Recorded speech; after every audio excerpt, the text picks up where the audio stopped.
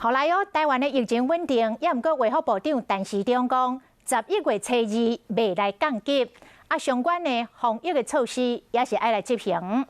即摆大家上界关心的焦点，第一，这个注预防射的年龄是毋是会放宽到囡仔嘛会当注？第二，注射量能无够，这个医护人力的调度是真正难。第三，台商回国准备要来过年，但是防疫的旅馆无够。陈时中早起伫立法院讲，针对着儿童注预防射这个部分，会阁来观察。若注射量能，嘛会请基层的诊所来协助。另外，台商返来台湾的检疫的指引，2礼拜内会有完整的规划。11月2号有可能降级吗？不会，好。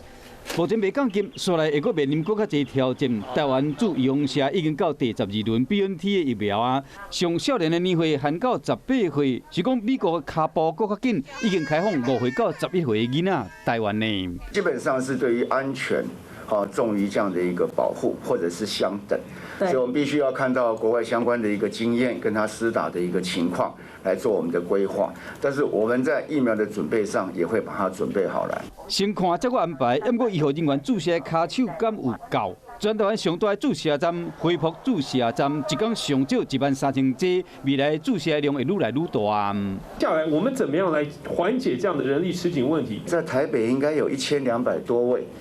可以来辅助，就已经退下来第一线的护理人员，可以形成那个注射队。第二，应该要多运用基层的力量。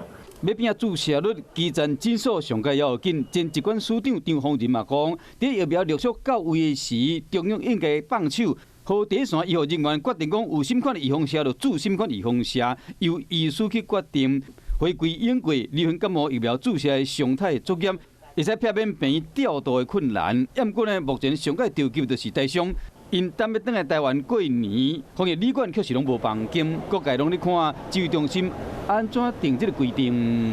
请教一下，有没有机会就是自家隔离呢？这些都会在我们的考虑之内，但是直接回家隔离事实上跟我们现在上也还是有一些的担忧存在，所以我们大概应该是在2个礼拜之内会公布。